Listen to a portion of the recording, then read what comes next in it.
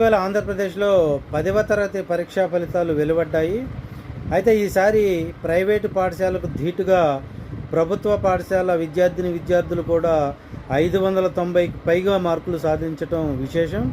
అయితే శ్రీకాళహస్తి నియోజకవర్గంలో మరి 598 మార్కులతో జస్మిత, 594 మార్కులతో పూజిత, 591 మార్కులతో చరణ్ రాణించారు. ఈ విషయం తెలుసుకున్న స్థానిక ఎమ్మెల్యే బొజ్జల సుధీర్ రెడ్డి వారి ముగ్గురిని పిలిపించి సన్మానం చేయటమే కాకుండా ఒక్కొక్కరికి 3 సెంట్ల స్థలాన్ని ఇస్తానని హామీ ఇచ్చారు.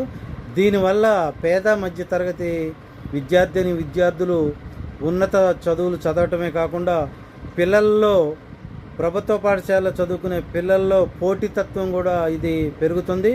కాబట్టి ఈ శ్రీకాళహస్తి ఎమ్మెల్యే గారు కాకుండా ఆంధ్రప్రదేశ్లో ఉన్న ప్రస్తుత 175 ఎమ్మెల్యేలు, అదేవిధంగా మాజీ ఎమ్మెల్యేలు కూడా ఈ విధంగా నియోజకవర్గానికి 2 చొప్పును 3 చొప్పును మరి ప్రోత్సహిస్తుంటే మన ఆంధ్రప్రదేశ్లో పేదరికం లేని సమాజాన్ని చూడటం సాధ్యమవుతుంది. ఏదేమైనప్పటికీ congratulations to you Sudheer Reddy గారు.